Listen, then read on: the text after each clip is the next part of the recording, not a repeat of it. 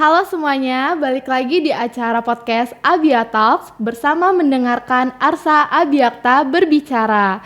Nah, di sini aku berkesempatan hadir buat nemenin teman-teman sekalian untuk bincang-bincang dengan narasumber kita kali ini. Nah, sebelum bincang-bincang ini, aku izin memperkenalkan diri dulu.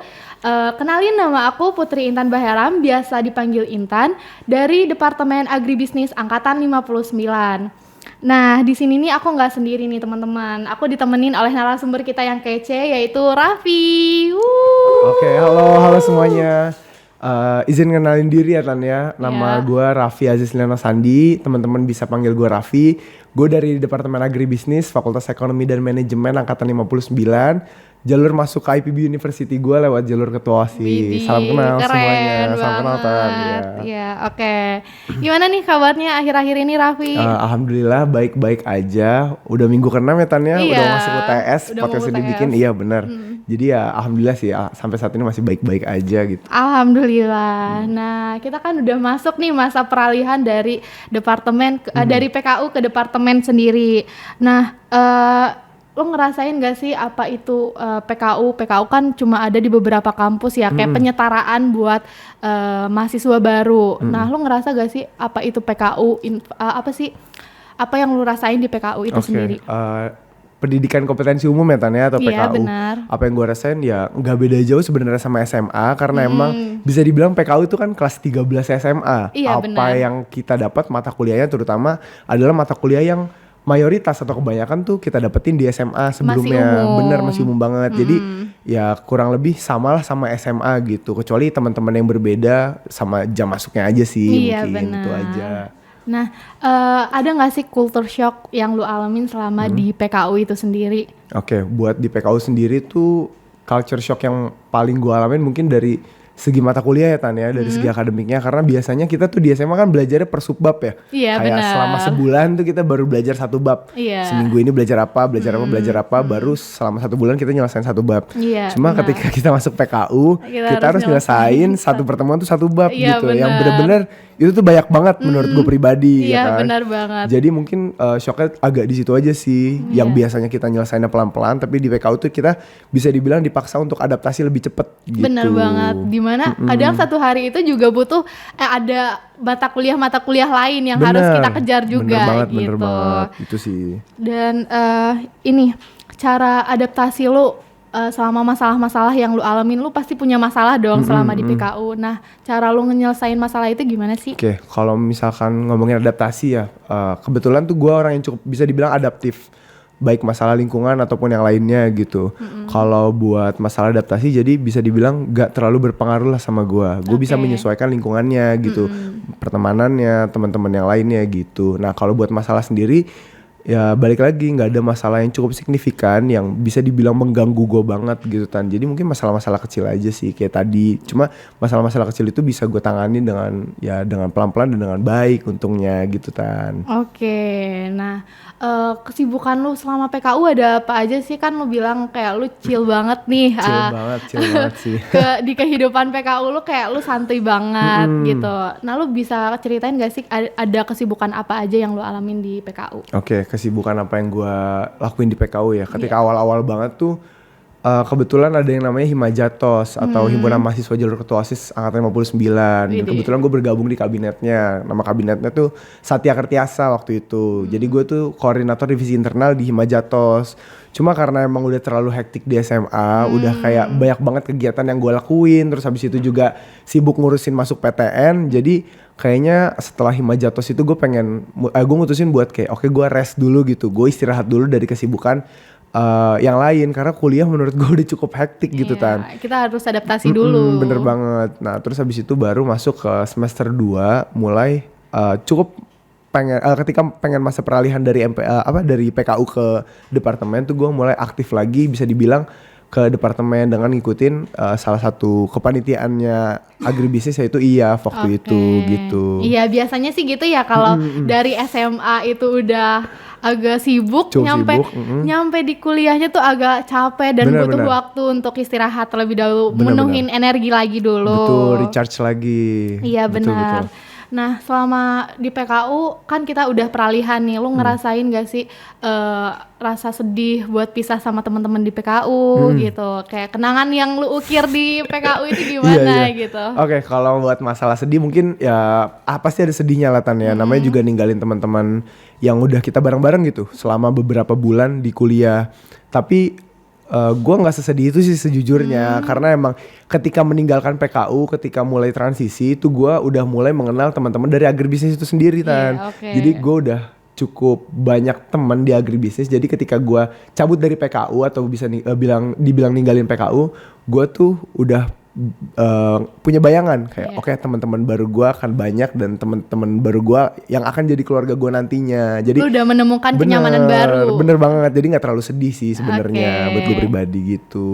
Seseru itu berarti departemen sampai lu kayak ngerasa ini kenyamanan gue bakal ada menunggu di departemen ini. Iya, jujur sih sebenarnya agribisnis sejauh ini senyaman itu. Iya benar, aku juga ngerasain kayak gitu. Iya kan, jadi teman-temannya emang ya bukan kayak teman tapi kayak keluarga aja gitu. Kalau kita butuh apa ya ngomong, kalau mereka butuh apa juga mereka akan ngomong gitu. Iya, sesolid itu, sekeluarga itu sih. Nah sebelum kita pindah ke departemen itu sendiri kan kita juga ngelaksanain rangkaian-rangkaian yang harus kita lewatin sebagai mahasiswa IPB dan mahasiswa dari Fakultas Ekonomi Manajemen dan mahasiswa Departemen Agribisnis sendiri. Juga, iya, betul. Kita harus ngelewatin rangkaian biar kita tuh kayak jadi mahasiswa sejati gitu. Benar. Itu gimana tuh rangkaiannya yang kita jalanin? Kalau misalkan ngomongin rangkaian, berarti seluruh mahasiswa IPB University ketika masuk ke semester 3 tuh semuanya ngelaksanain kan? Iya, yang namanya MPF dan MPD, semuanya rata ngelaksanain. Sama kayak ketika kita masuk di semester 1 kita ngelaksanain MPKMB gitu ya Tan ya? Iya benar. Nah, kalau buat di FEM dan Agribisnis sendiri, MPF dan MPD-nya tuh bisa dibilang lebih sebentar daripada fakultas lain gitu. Tapi seseru itu jujur, karena ngelewatinnya tuh bener-bener yang enjoy dan gak ada tekanan sama sekali. Seseru itu, pokoknya intinya bener-bener MPD dan MPF adalah acara yang berkesan dan ya seru aja sih ngejalaninnya gitu. Output yang lu terima nih dari rangkaian yang kan itu lumayan lama ya kalau buat departemen kita sendiri ya. Nah, output yang lu dapet dari rangkaian itu ada apa aja nih? Output dan outcome ya bisa dibilang kayak gitu ya Tan. Iya benar. Yang gue dapet yang pasti yang pertama solidnya. Agribisnis tuh beda banget. Iya, teman-teman akan ngerasain sendiri ya, karena ini yang nonton target kita kan angkatan 60 ya. Bener jadi banget. Teman-teman 60 dan mungkin angkatan bawah lainnya tuh bakal ngerasain sendirinya gimana asik dan solid agribisnis.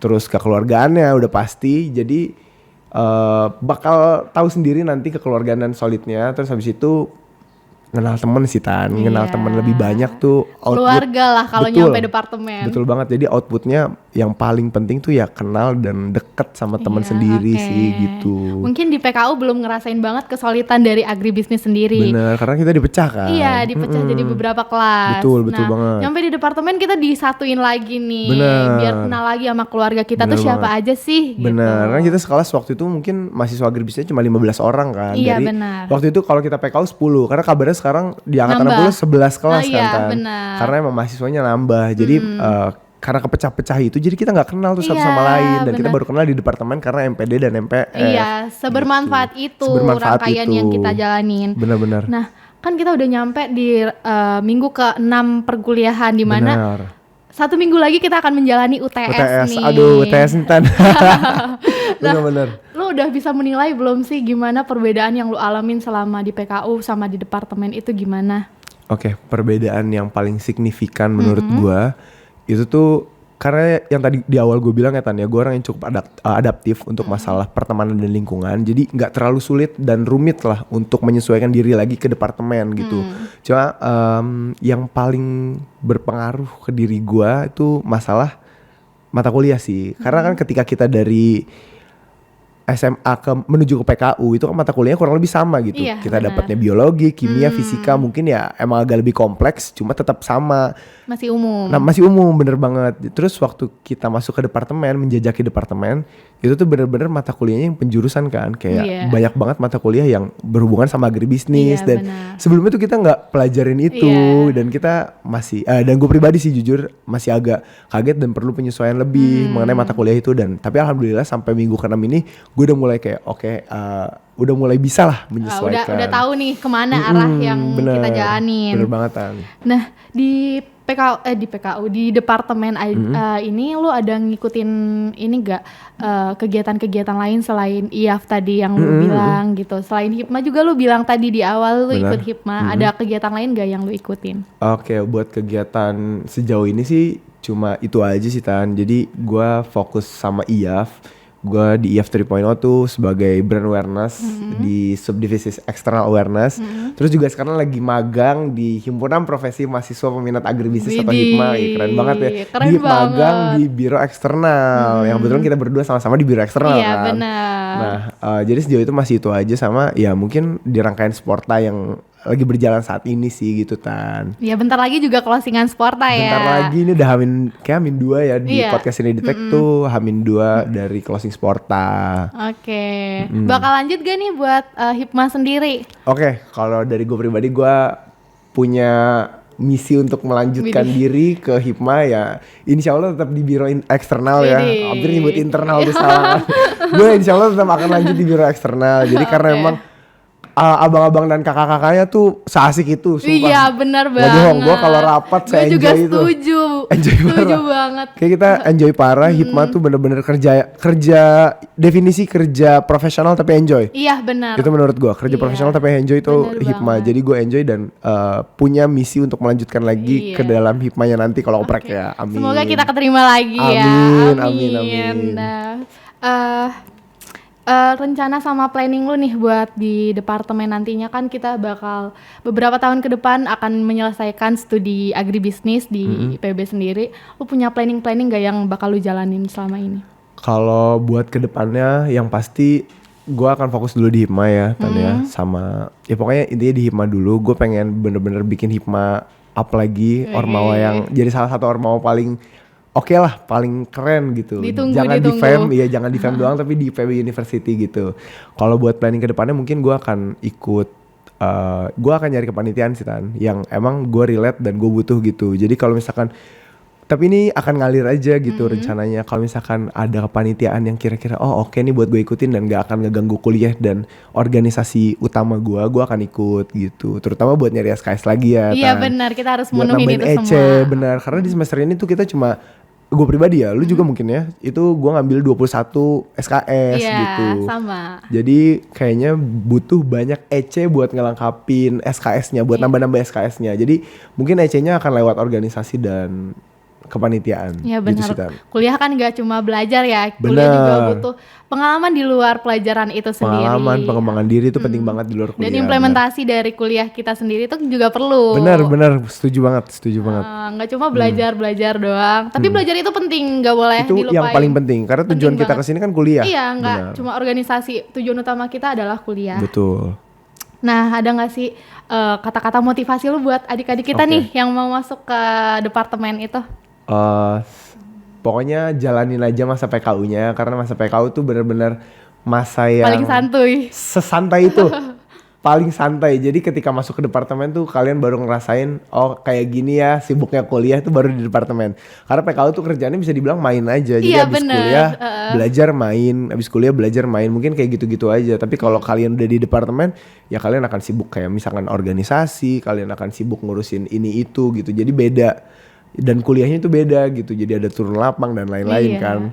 Nah, kalian bakal kangen sama hari Sabtu Minggu kalian digunain buat liburan. Sampai di departemen kayak kadang agak susah nyari waktu libur ya. Benar, jadi hampir nggak ada waktu libur. Jadi intinya kalian enjoy aja masa PKU sebelum masa peralihan ke departemen nanti. Dan kalau misalkan udah di masa departemen silahkan nikmatin sedikit liburnya. Jadi MPD dan MPF tuh enjoy, santai dan seseru itu gitu. Jadi tunggu aja, semangat belajarnya, terus fokus ke mata kuliah yang di PKU karena itu akan menjadi dasar kalian di departemen nanti gitu. termasuk dan yang paling utama adalah interdep kayak kalkulus sama ekonomi dasar. Meskipun kalkulus masih belum dapat ya di semester 1. Semester 2 bakal ada kalkulus. Bener, jadi fokus dulu sama ekonomi dasar yang sekarang karena ekonomi dasar adalah perkuatlah fondasi kalian di ekonomi. Itu saran kita dari semester 3 ya. Mungkin itu aja sih Tan saran gue. Oke. Nah, terakhir buat penutupan podcast kita kali ini nih, harapan lu buat angkatan di bawah kita gimana nih? Oke, harapan gue sendiri untuk angkatan 60, 61 dan lain-lainnya sampai ke bawah tuh pastinya harus lebih baik dari kita yang 59, 58, 57 yang ke atas gitu. Harus menjadi angkatan yang lebih progresif, yang lebih bagus. Itu baik dari segi akademik maupun non-akademik. Jadi kalau bisa agribisnis itu selalu menghasilkan mahasiswa-mahasiswa berprestasi. Baik ya tadi di bidang akademik maupun non-akademiknya gitu Tan ya. Jadi harus menjadi angkatan yang lebih baik, harus menjadi personal yang lebih baik dari angkatan sebelumnya. Mungkin itu aja sih harapan buat 60 dan ke bawahnya gitu. Oke, makasih nih Raffi atas bincang-bincangnya hari ini udah mau nemenin aku buat berbagi pengalaman dengan teman-teman sekalian. Oke, makasih buat Raffi yang udah mau berbagi pengalaman dengan kita semua. Sama-sama. Aku sebagai moderator hari ini Intan dan narasumber aku Raffi. Aku cukupkan podcast kali ini. Jangan lupa like, comment, dan subscribe video podcast Abia Talks. Sampai jumpa di episode selanjutnya. Bye-bye.